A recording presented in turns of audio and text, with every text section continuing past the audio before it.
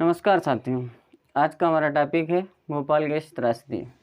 Bhopal gas त्रासदी को एक और नाम से जाना जाता है, जिसको हम कहते हैं भोपाल गैस रिसाव। ये घटना हुई थी 3 दिसंबर 1984 को। अब ये घटना घटित कहाँ पे हुई, हम देखते हुए चलते हैं, सीक्वेंस में समझते हैं, एक एक चीज़ों को क्लियर करते हुए आगे बढ़ेंगे। तो ये घटना हुई है एमपी के भोपाल में। एमपी के भोपाल में हुई है। अब भोपाल में एक फैक्ट्री स्थित थी, जो फैक्ट्री कीटनाशक का निर्माण करती थी। क्या थी? फैक्ट्री स्थित थी। फैक्ट्री काहे का निर्माण करती थी? कीटनाशक का निर्माण करती थी। कीटनाशक बनाती थी। और जो मौजूदा हालत वहाँ पर था, उस समय वो फैक्ट्री मौजूदा हालत में बंद थी। वहाँ पर उस कीटनाशक का निर्माण नहीं हो रहा था। अब हम देखते हैं कि कंपनी का नाम क्या था। कंपनी का नाम था UCC, union corporation carbide. Union carbide corporation company जो थी वो वहाँ पर स्थित थी। कहाँ स्थित थी? भोपाल में स्थित थी। और इसका कहाँ की ये कंपनी थी? ये कंपनी थी अमेरिका की कंपनी थी। और यूसीसी का अध्यक्ष कौन था? यूसीसी का अध्यक्ष जो था वारेन एंडरसन जो था, वो इसका यूसीसी का अध्यक्ष था। यूसीसी जब भारत में आई तो इसने भारत के एक सहायक अपनी एक और कंपनी को अपना सहायक बनाया। उसका नाम था UCIL, union corporation India limited. जो इंडियन कारपोरेशन इंडिया लिमिटेड जो थी, वो इसकी सहायक कंपनी थी। उसकी यूसीसी में भागीदारी कितनी थी? 49.1% की भागीदारी थी। 49.1% की इसमें भागीदारी थी। कीटनाशक का निर्माण करती थी। फैक्ट्री की सिचुएशन कैसी थी? बंद फैक्ट्री थी वहाँ पर। और 3 दिसंबर 1984 को फैक्ट्री से एक गैस का रिसाव होता है। गैस, वो गैस कौन सी थी? उस गैस का नाम था मिथाइल आइसोसाइनाइड। इसको सरल भाषा में मिक भी बोल सकते हैं। मिक के साथ साथ में पूर्ण रूप से इसका नाम है मिथिल आइसोसाइनाइड। मिथिल आइसोसाइनाइड का रिसाव हुआ। अब देखते हैं कि कितना भयंकर रूप से इसका सामना झेलना पड़ा भारतीय लोगों को। मिथिल आइसोसाइनाइड गैस का रिसाव होता है, जिसमें लगभग 50,000 व्यक्ति चपेट में आ जाते हैं। चपेट में कितने लोग आए? 50,000, जिसमें मौजूदा हालत में लगभग 15,000 व्यक्ति मारे जाते हैं, मौतें हो जाती हैं। और लगभग 4,000 लोग जो बच जाते हैं, मौजूदा हालत में नहीं मरते हैं, हॉस्पिटलाइज हो जाते हैं, जिनको हॉस्पिटल में भर्ती करा दिया जाता है। लगभग 2 हफ्ते का अंदर जो व्यक्तियों को भर्ती कराया गया था, उन दो हफ्तों के अंदर मरने वालों की संख्या लगभग 4,000 थी। 2 हफ्तों के अंदर जो व्यक्ति मरे वो लगभग 4,000 के आसपास थे। टोटल प्रभावित लोग कितने हुए हैं? 50,000। ऑन स्पॉट मौतें कितनी हुई? 15,000। 4,000 व्यक्ति जो थे, 4,000 वो हॉस्पिटलाइज होने के बाद ख़त्म हो गए। अब हम एक आंकड़ा और देखते हैं कि लगभग 43% गर्भवती महिलाओं का गर्भपात हो गया। गर्भवती महिलाओं का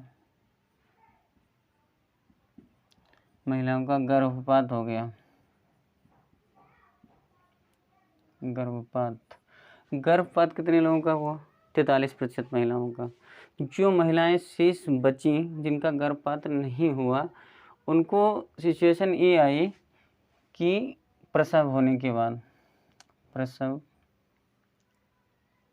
प्रसव होने के बाद जो उनके बच्चे हुए, यानी कि डिलीवरी होने के बाद में जो बच्चे हुए उनमें अपंगता आ गई। अपंगता का मतलब क्या हुआ, जो बच्चे पैदा हुए वो या तो मानसिक रूप से कमज़ोर थे, या तो मतलब अंधापन आ गया, या तो बहरापन आ गया। इस तरीके से उनमें लक्षण आ गए, अपंगता का शिकार हो गए।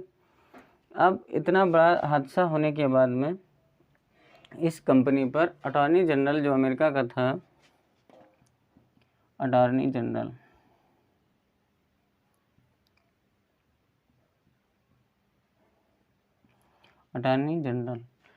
जो था वहाँ का, तो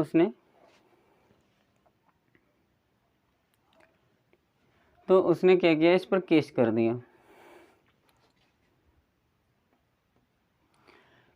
दिया यूनियन कार्बाइड कंपनी पर।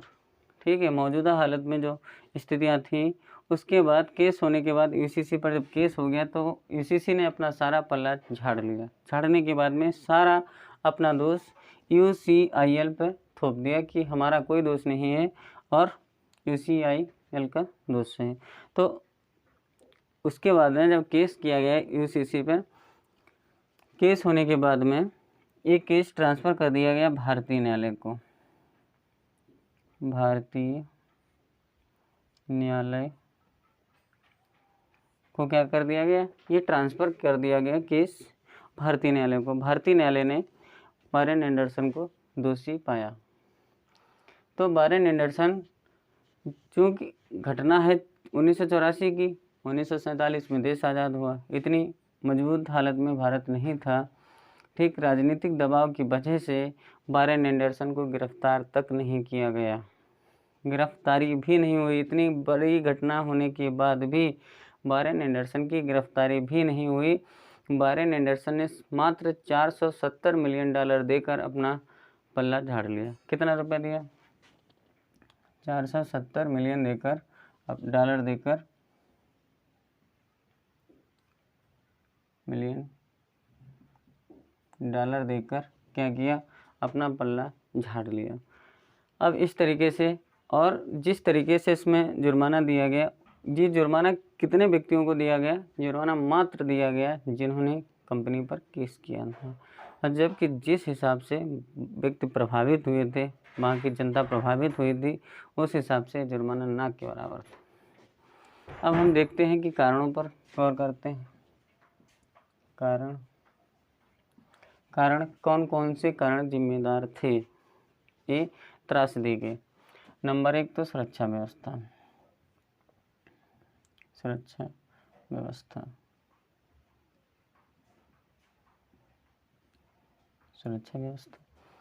जब वहाँ पर कंपनी बंद थी तो उसकी उचित रूप से सुरक्षा व्यवस्था क्यों नहीं किया गया। दूसरा पॉइंट हम देखते हैं, निकासी की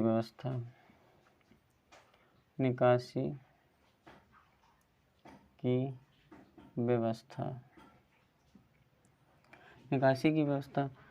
जब वहाँ पर इतनी बड़ी मात्रा में इतनी हानिकारक गैस मौजूद थी, तो वहाँ पर लेबर्स को, पार्टीज़ को निकलने के लिए क्या हुआ, एक उचित निकास की व्यवस्था क्यों नहीं थी, इमरजेंसी एग्जिट का व्यवस्था क्यों नहीं किया गया।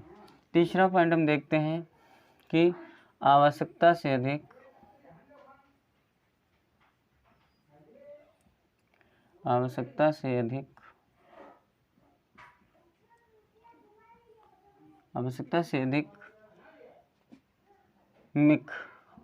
मिथिल